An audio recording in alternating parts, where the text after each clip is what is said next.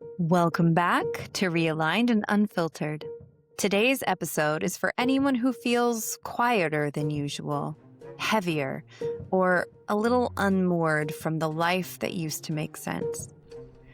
If you've been noticing a loss of motivation, a soft numbness, or a deep questioning of who you are and what you're here for, you may be moving through what mystics, psychologists, and spiritual traditions have called the dark night of the soul. This is not failure. It's not a setback. It's a neurological and spiritual reset. This is Realigned and Unfiltered. Together, we're peeling back the layers, exploring consciousness, and transforming life's messiness into meaning. Welcome back, everybody. Nice to see you, Diana. It's always nice to see you. Hey, Carly, how are you doing? I'm feeling it. Mm, I'm feeling the January. I'm feeling that final snake shedding. How about you? I mean, I know the world is feeling it on so many levels. There's so many layers of things that are occurring, and I'm feeling my version of all that too.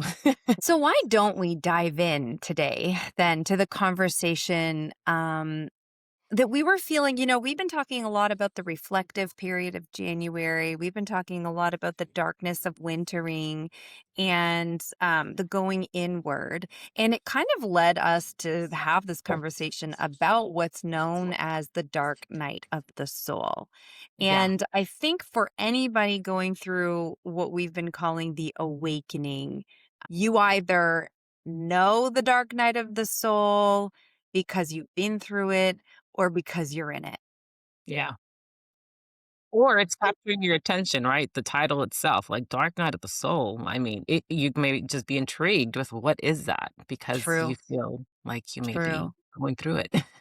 Right. And so maybe in this moment you're feeling quiet, Mm. quieter than usual, heavier than usual. Maybe in this moment you're noticing I'm feeling a bit disconnected from meaning, from motivation, from myself. And Yeah. that might be your Januarying, or that might be your dark night of the soul. Yeah, I would say that for sure. Like where you're feeling maybe something's off. Like things are happening. I don't have any control of them. I don't feel like completely who I used to be, but I don't Mhm. know what actually is happening and how can I stop it or how can I help it or how what do I do? This I think episode will kind of help with Right. that understanding. Yeah. Right, absolutely. And often this moment in time gets misunderstood, right? Mm. Very often, especially in the North American culture, the Western mind is that we pathologize this moment in time, or we try and rush through it. Like you just said, what can I do? That Mm. we always just want to do something to fix Yeah. it. We don't like discomfort. We want to try and resolve it as soon as possible. And here's the thing. This moment may be called for you the dark night of the soul, and it is not to be pathologized, and it is Mm. not to be rushed through. So Mm. today we thought we would reframe it not as a breakdown, but as Mm. a neurological and spiritual reset. Oh, I love that. Yeah, like just the neurological and spiritual reset because it really is both things working together, right? And Yeah. in and this is a time I would say that it's not about thinking like, "Oh, I'm failing here," because Mhm. I know when I went through my darker the night of the soul, that's exactly how I felt. Like I was trying to control and do everything, and I'm like, "What am I failing at here? Like, what am I not doing correct to help myself through this?" And, Right. so this is not about, like, failure or like, "Oh, man, I'm going backwards in my life," but really taking the moment of just, "Okay, I need to recalibrate. Yeah. Recalibrate my nervous system, my Mhm. mindset, and my spirit, and how it's making sense of, what I'm going through right now." Right. Right. And so it's not a coincidence that this often tends to surface in winter, right? We've been talking a lot about winter and wintering. So, before we dive deeper into the dark night of the soul, I want to briefly touch on what we've discussed last week, which was Mhm. shadow work, right? Yeah. Because we have this shadow work moment. We have this Janus work. If you listened to our New Year's Eve episode and what January is named for, we have this moment of going into the dark spaces and reflecting and allowing processing to happen naturally. That's a little bit different than the dark night of the soul, right? Mhm. That's feels like a bit of a dark night, a dark moment. But the dark night of the soul is actually a much bigger thing. It's a global collapse, let's say, within yourself, your own globe of meaning and identity. So this is Mm. where you start noticing that your old beliefs, roles in life, motivations, spiritual frameworks all kind of stop working. They stop Yeah. aligning within your way of being. So at this moment in time, life can feel empty, life can feel numb. You can start to feel a bit directionless, and definitely there is grief in these moments, right? There's grief without the clarity of what am I even grieving? Because Yeah. all Right. it's just kind of collapsing and you're like, I feel Yeah. like I'm losing it all and I'm grieving it all, but what even is it? And so you're not just confronting parts of yourself when you're going through the dark night of the soul. You're questioning often, why does anything matter at all? This is a moment where you may play around with what's known as nihilism. Does Right. anything mean anything anymore? Right, right. And to your Mhm. point, I think you're right. It goes exactly, and this actually we planned it this way. After we did the shadow work, and we're like the perfect conversation after this is the dark night of the soul because it really goes with this whole theme of winter. Most people are going through this like either depressed season, things are coming up, and Mhm. I'd like to also offer just the from a neurological kind of perspective, this is also our way of our brain resetting the way Mhm. it's creating meaning, right? Our meaning making system that we have Mhm. within us that creates our sense of purpose, our identity. I feel like during this time, the nervous system, what is really trying to do is going inward. It wants to reorganize. And so I think a key thing here, a feeling that most of us have is that, like you said, I don't know who I am or what I'm even grieving. What is this? Nothing is feeling the same right now. Right. And I think this is the part, more importantly, where we're really trying to witness that part of us that is experiencing what is happening because we want to jump into the control like something's wrong, something's happening, but this really, the dark night of the soul is really where we're trying to step back Mhm. and notice ourselves go through this, Mhm. um and that witnessing of ourselves alone, right, that sense, that awareness, like, oh, I'm going through this, already will create that sense of a sense of safety within us because then at the same time we realize we don't have to ruminate in these thoughts. We don't have to stay trying to control what is happening. Like, okay, let me just step back for a second. I could see something is happening. I don't know what it is. And let me just that be enough. The stepping Yeah. back and witnessing of this, not trying to fix it. Yeah, well, the nervous system is so intuitive, right? And so when we sense danger, we get ready. We get into that fight or flight, or we get into Yeah. that hide mode because there's danger there. And same thing, like when there's a full dark night of the soul happening, the nervous system will go into a bit of a hibernation place Hmm. because it has work to do on the inside, just like we Exactly. do suggest doing in January. Go into that hibernation space and start allowing the work on the inside to happen. The nervous system is saying, hey, we're not going to mobilize and try and figure this out right away. We're Hmm. not going to mobilize and try and fight this off, this feeling off, because that's not going to work. It's almost like the body and the soul have an agreement that Hmm. when this moment happens, the body knows to go a bit dormant. Yeah. Yeah. Because without Exactly. our nervous system giving us the energy to actually do anything with it, we kind of can't. Right. And that Right. might be exactly the point. We Hmm. maybe aren't supposed to just Yeah. quite yet. Right. So, we talked about shadow work in our last episode, and shadow work is that targeted process of bringing the unconscious conscious, right? Unconscious Right. material coming into consciousness. And this is where we're talking about emotions that are unintegrated. So, maybe anger, shame, jealousy, disowned traits. When there's a trait or personality type, and we're like, I'm not like that, Yeah. but like maybe you're not allowing yourself to be like that. Maybe that was disowned at a certain point in your life, but it still lives there in you, and you're bringing that up then into the present. And survival patterns, right? This is where we're starting to realize, what are my old survival patterns? And in Yeah. the dark night of the soul, it almost like forces shadow work. But I want to be clear here. It's not always the work word that we want to emphasize in this moment. It's the shadow. It's the dark night of the soul shows you the shadow.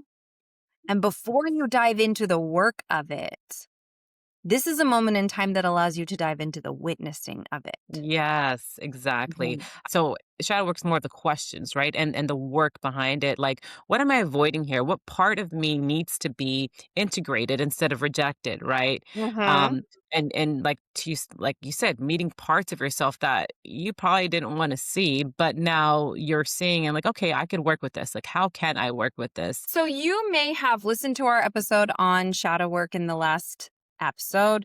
You may have said, okay, yeah, I'm ready to do that. The work part of it may have been quite difficult. The witnessing part of it may have been where you landed. You may be in your dark night of the soul in this moment, and doing the work feels like too much, or like not Yeah. quite yet, or like there's a slow process of work that you can do. So let's clarify the difference here. Dark night of the soul, like I said, is the witnessing. We could also frame it as the season. Dark night of the soul is a season of your life, where Mhm. shadow work is a practice that pairs well with the dark night of the soul, maybe partway through.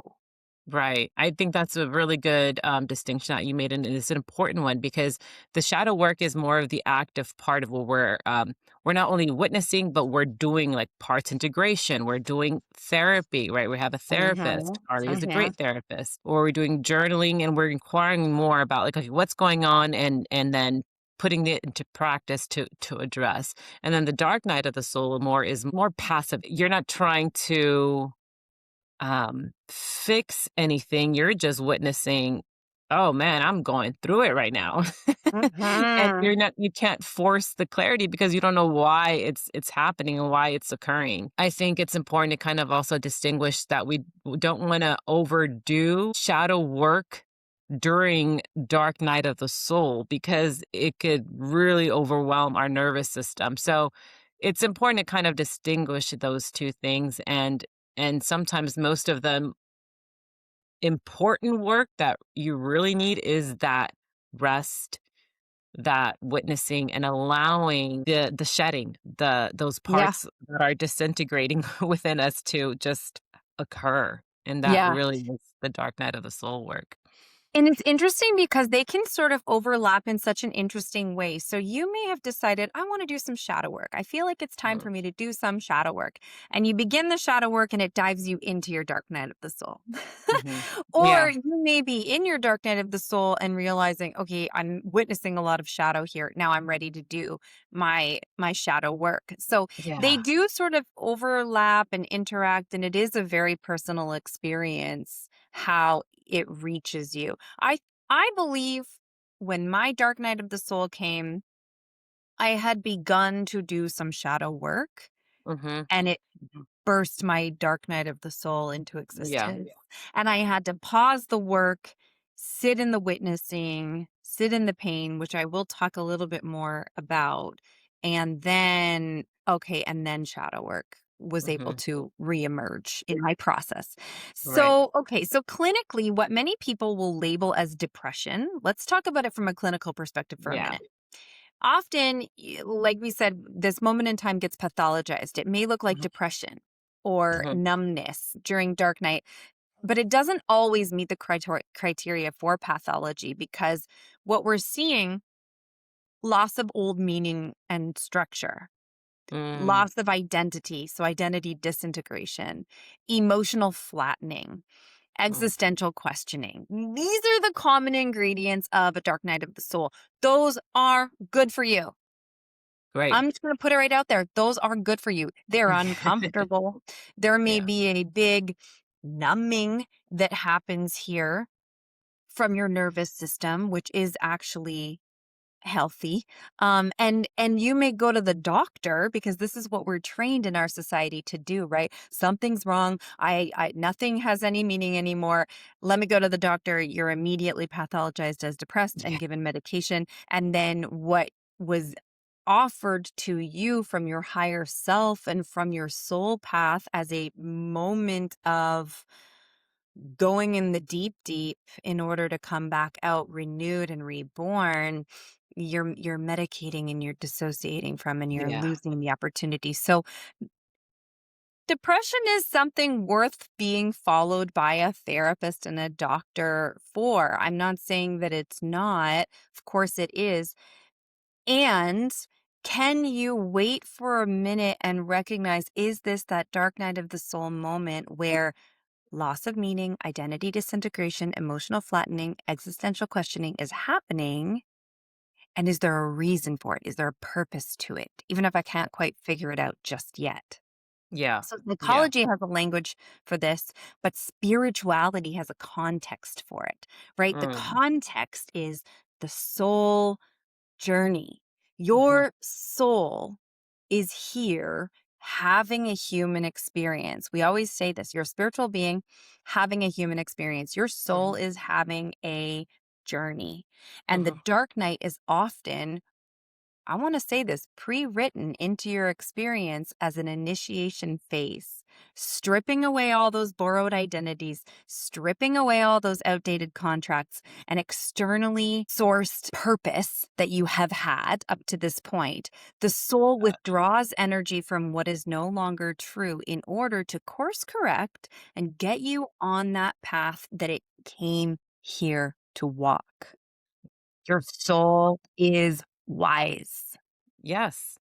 And that makes complete sense, to me because when we have this loss of, meaning, we lose the framework around what creates that meaning, right? The belief systems that we have or the identity or whatever, future, thought or future wants that you've had Mhm. and the way that our minds have been organizing around, getting that achieving that. Our nervous system at this point, it's going into reorganization Yeah. mode.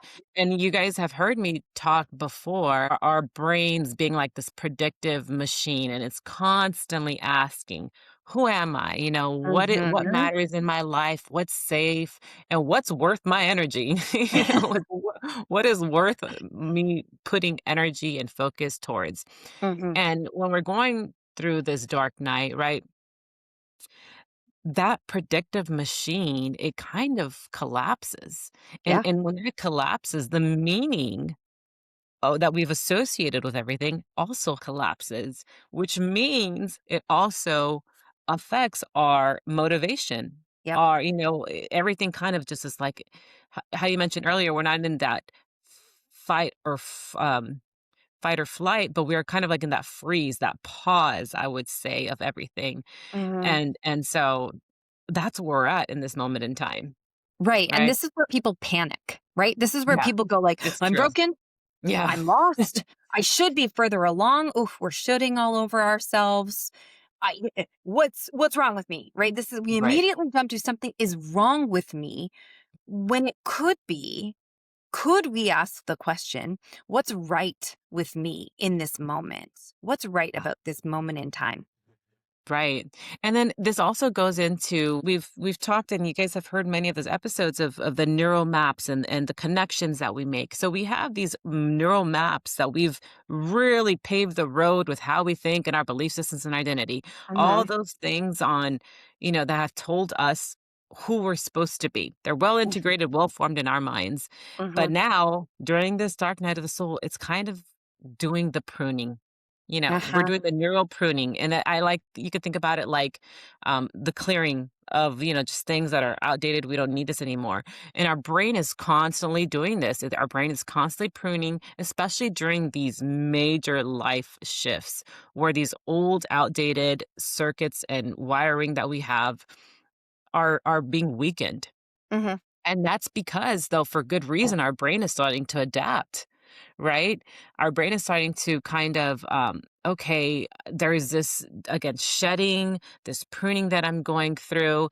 We want to also be able to witness it so we could calm the amygdala, that's like, I need to be constantly worried and feeling threatened.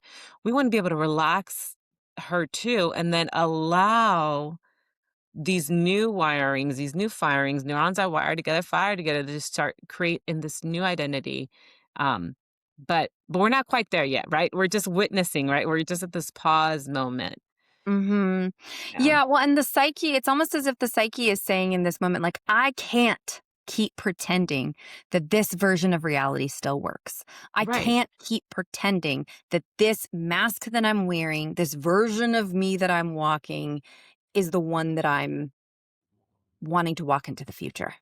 Yeah. And your nervous system is supporting that, right? Yeah, your nervous system is like wanting to do the work to prune and take away the things that are no longer working. And that's why it's so important that we're emphasizing here is the pausing and witnessing of it and not trying to force and hold on to it, Yeah.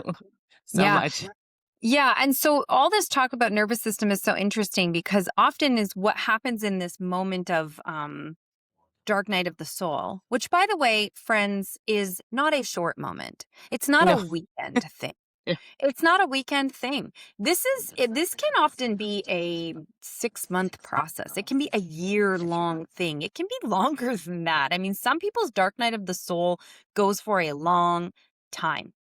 And there are deaths, physical Mhm. deaths that may Mhm. occur in your life that kind of reset your way of being. There Yeah. are obviously figurative deaths that are happening. There may be a job loss. There may be a huge shift in your life that kind of happened to you, seemingly. Yeah. There may be relationship loss. I mean, these are big moments in time where it just feels like everything is happening without your ability to control, and you're almost forced into this dark place because life is so big.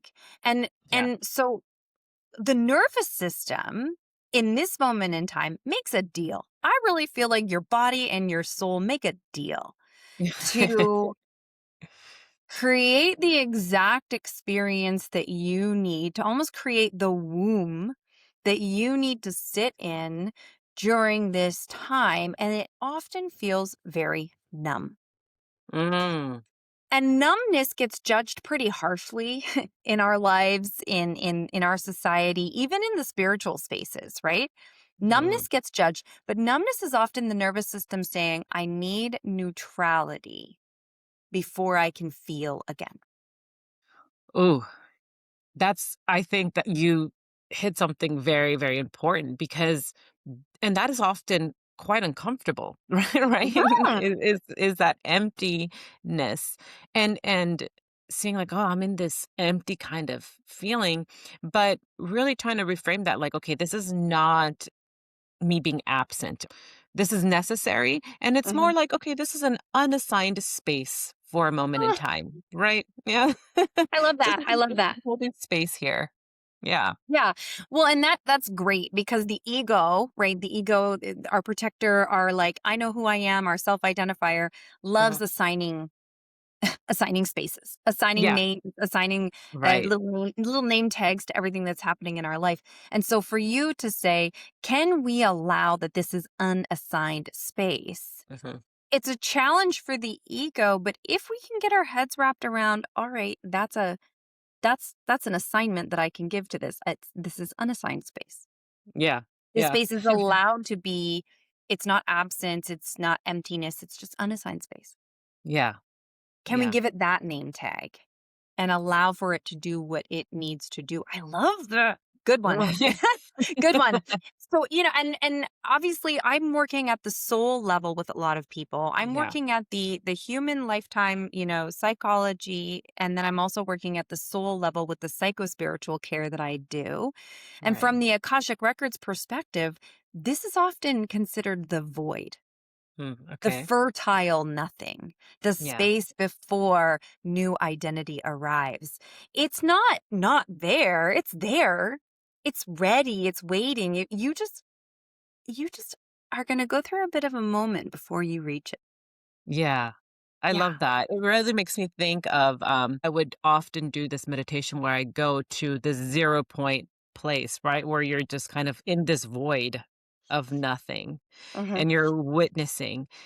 I tie that to the Akashic records it just came to me when you said that because that place of void can also be a very comfortable place if you understand that this is serving its purpose the way it needs to Hmm. be. And trying Hmm. to kind of really, oh, like I need to positive think my way out of this can actually delay what our spirit, what our nervous system is trying to do. It could delay the reset that it wants to. Hey, I want to push the reset button and allow this to happen. Yeah. Because when we're trying to positively think and force a way to think a certain way and feel a certain way and behave a certain way, the brain hasn't even had a chance to reset, to finish and uninstalling, to finish the pruning it needs to do and get rid of the old software. You've heard me say this before. It's like, Yeah. our thoughts, all those things are part of like a software program and it wants to uninstall what's outdated, what's no Right. longer working anymore. Right. And that's the process. Like, to uninstall before the reinstall, you Hmm. need a moment for that Right. software to uninstall. You need a quiet moment where you power down. So there's our Hmm. numbness, where you power down, where you're Hmm. not trying to think your way through it, and you're just allowing that moment of uninstalling, Yeah. that deconstructing. Yeah, And I it's like the way and you it put could that. feel a little bit uncomfortable. I mean, again, there's a discomfort of trying something new, which is, you have the discomfort of trying something new, and there's just Mhm. discomfort of not knowing, but also kind of understanding this is kind of what needs to happen, and that's what we're focused on here, right? Right, right. Well, it's interesting because for so many of us, especially in this Western culture with which we both come from, our programming is very do oriented. It's very Mm, masculine oriented in the yeah. sense that we're about doing. So, what can I do to get through this? What can I do? We identify with I am somebody who does this, right? When we say, "Oh, hi, what's your name and what do you do?" Right? This Mhm. we don't identify with a sense of being as much as we identify with a sense of doing. So when we're thrust into this dark place, this dark night of the soul where we go a little bit numb and our productivity goes down and our ability to do goes down, this sense of loss of self is really disorienting. And Yeah, yet that's the whole point of it. right.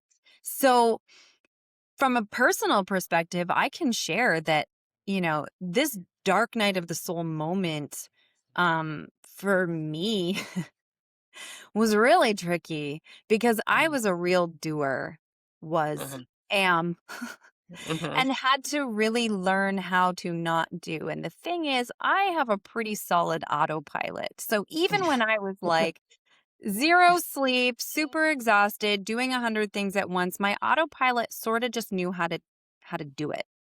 Mhm. And I know for me, so much of my identity was built on all the pouring out that I did. I just kept pouring from the empty cup. Mm. And you may have seen or heard me talk about the empty cup earlier on in this podcast.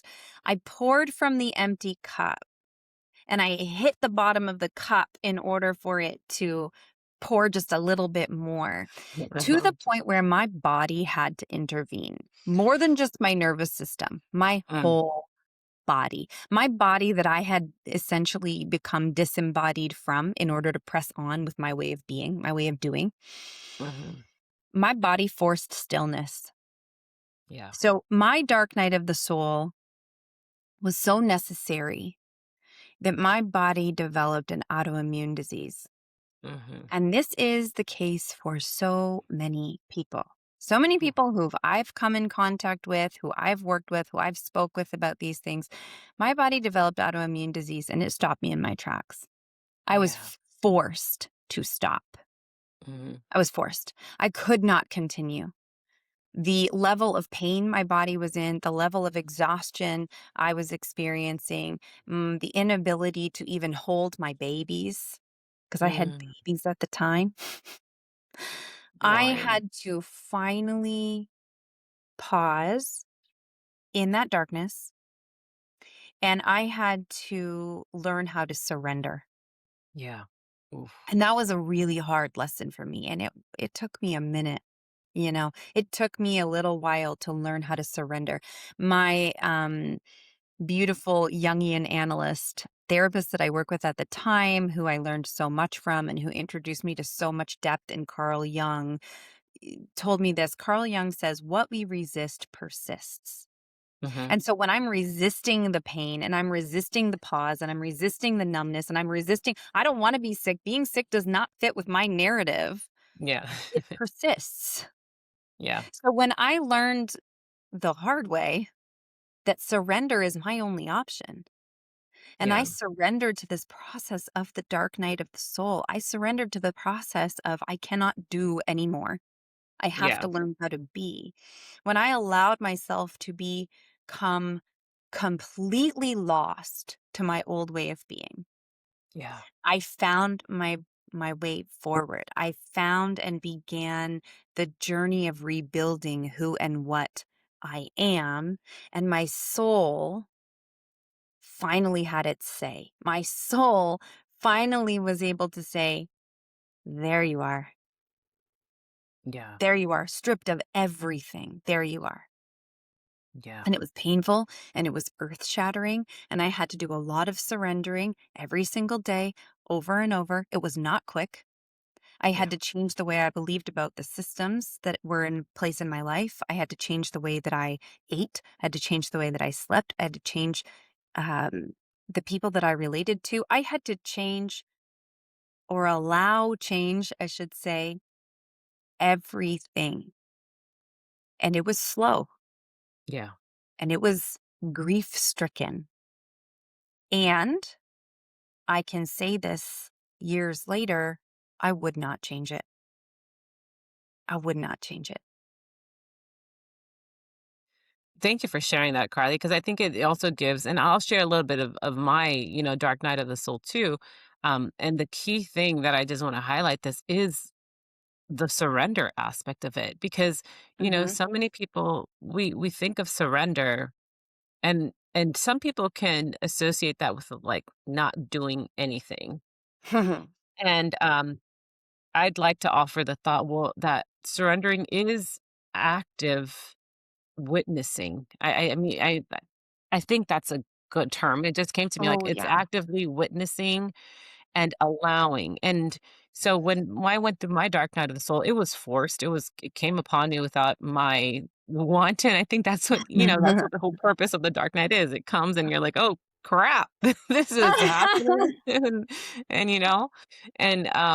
my mind happened when I lost my son, through stillbirth.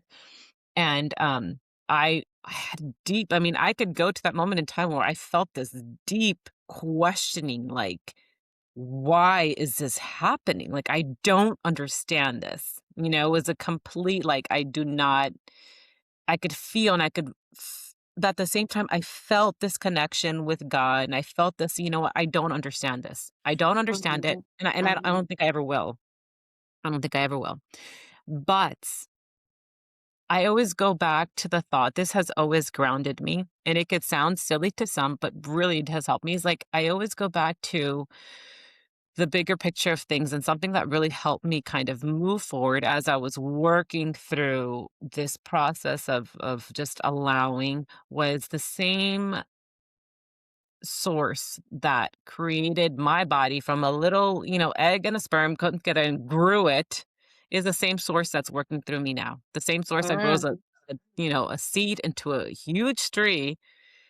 It's magical to think about that. I would release and surrender to those thoughts and those facts, because it's facts. Like we're something. There's an energy and movement that is allowing things that's working and flowing through us, Mhm. and it's the surrendering is part of jo- joining or combining with that flow of it, Yeah. and that's the like the surrendering part, and it's not easy because you want to control. We want to hold on to the reins of what we can. It's like, well, you're taking me, like I'm now starting to go this way, and my mind was set on going this way, and I'm still mad about why that happened, and all these things are coming, but that's why surrender is not easy, but Mhm. it can be if you understand that it is an active process of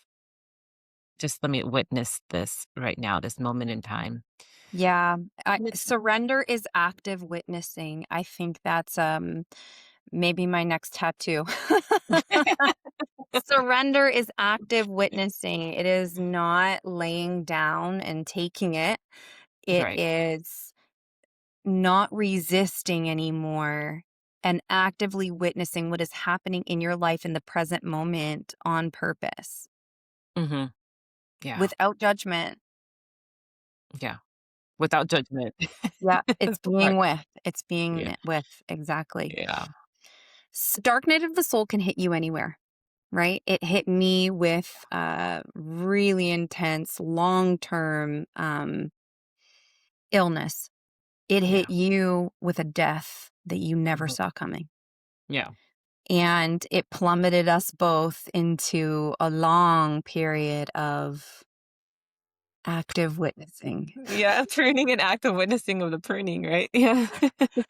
It's not necessarily, what's happening to you, listener, listening right now, maybe just in your January moment, or maybe it is, you know? And it is those of you who've been through this or are going through this will very much resonate with and understand what it is that we're saying. Those of you who haven't yet, maybe this provides some context for when it does begin. I think it's important to come back into this moment we've been talking about this month of winter. Whether your Mhm. dark night of the soul is your long winter that's happening in this moment or has happened or will happen, we are still here in this winter moment. And winter is always symbolic of descent, right? And every ancient Mhm. tradition understood this. You may be experiencing a dark night of the soul, you may be experiencing a wintering, that reflective darkness moment, you may be Mhm. experiencing a combo of both. And it's important also to remember that this is the final shedding of the snake. Oh, yeah. This That's is right. that final Mhm. squeeze before the year of the snake finishes. And so you may be experiencing some real trigger moments of stuff that you thought that you'd processed, stuff that you thought you'd done away with, and they're all getting like smacking you in the face right now.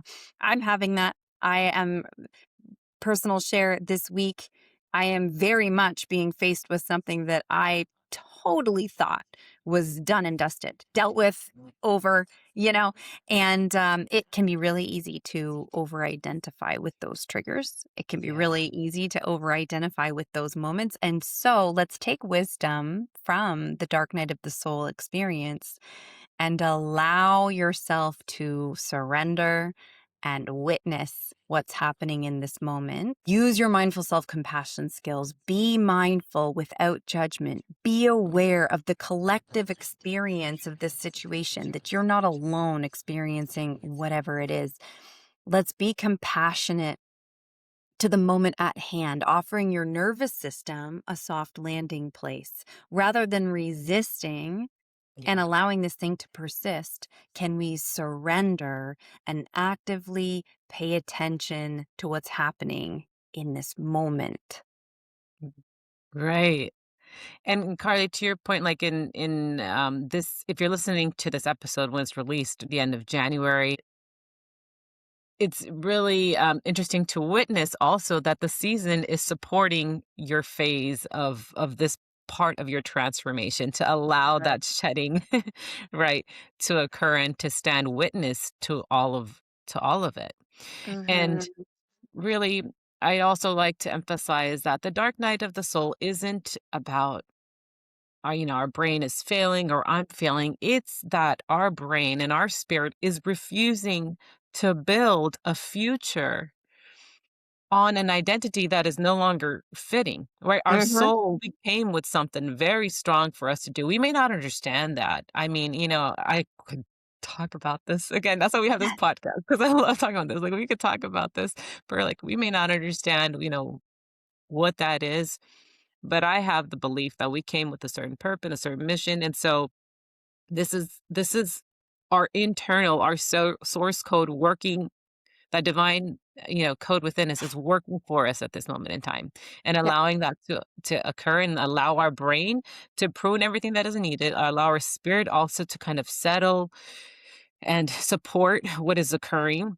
And Mhm. that's why surrendering does work because it allows the nervous system to reorganize itself, right? And the faster that um, we allow it to happen, we don't have to hold on to an identity anymore that is no longer fitting who we're Yeah. becoming. Yeah. Can you submit? Mm, Can you surrender to the idea that your soul came here to live a life on purpose? yeah, And there is a lot in your code that knows what it needs to do.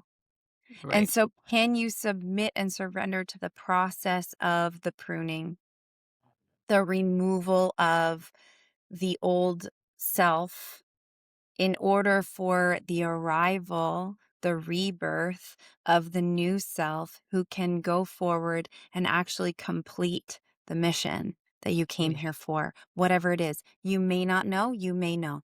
Hmm. You may want to know, and you may want to hit me up for some sessions on that topic because I may be able to help you to find that out. Or you may want to be surprised. That's all good.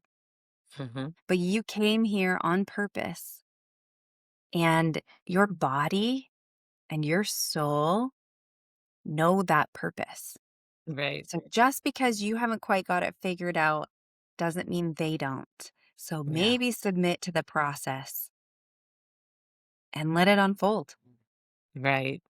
I want to offer one more visual thought to this, Carly, because it really has helped me too. Is thinking of that source code, like the navigation system, just like we trust our GPS to take us to our destination. Mm. We have this map that we've created for ourselves, and there's a destination at the end point of it. And we're on this side of it. We want to get to that destination, and we could take the hard road, the hard route there, or at this moment in time, we could surrender and trust the GPS to guide us to the destination in an easier, faster, quicker, way if we learn how to surrender. And so, Yeah. Yeah. Oh, I have not always trusted my source code. That's for sure. And for every time that I do, I'm always grateful in the end. Even yeah, though it feels like a total loss of control, yeah, even though it feels like a total um, loss of I get to decide. In the mhm, end, I did decide. I decided to trust and I decided to allow. And right, I've always looked back and been glad that I did. right, right. Yeah. So I would also just offer, instead of asking, what should I be doing right now? Because that's how I had functioned a lot. I've adjusted that with myself. Like, what should I be doing right now? It's like, okay, asking what being dissolved right now, what is shedding Mm. right now? And allow that ambiguity, right? And Yeah. don't try to push the clarity on this. Practice allowing ambiguity, practice allowing this active witnessing of what is Hmm. occurring. Hmm. Yeah, beautiful. Yeah, I love that. What am I dissolving? And so I think that at the end of this episode today, what I would offer to our listeners is maybe this prompt. Maybe you want to journal it. Maybe you want to think about it. Maybe you want to sing about it. Maybe you want to dance with the thought in your mind. I don't know. I offer this. What part of my old identity no longer feels true? Mm. Even if I don't know yet what replaces it. Hmm. I love that. What can you sit with without fixing it, without rushing it? Can you just be there with that and see what comes? That was great, Carly. And I would just say, until the next time, reminder to stay gentle with your nervous system and trust the reset. Thank you for spending this time with us today. If this conversation resonated with you, helped you feel seen, or expanded something in you, we would love for you to stay connected. Make sure to follow the podcast so you never miss an episode, and share this with someone who's also awakening on their journey. And if you feel called, please leave us a comment. It helps this message reach more people who are realigning with their truth, and it helps us feel connected to you. You can always reach out to us or join the conversation at realignedpod@gmail.com. We are building a community of humans waking up inside the dream, and we're so grateful you're part of it. Until next time, stay curious, stay awake, and stay realigned.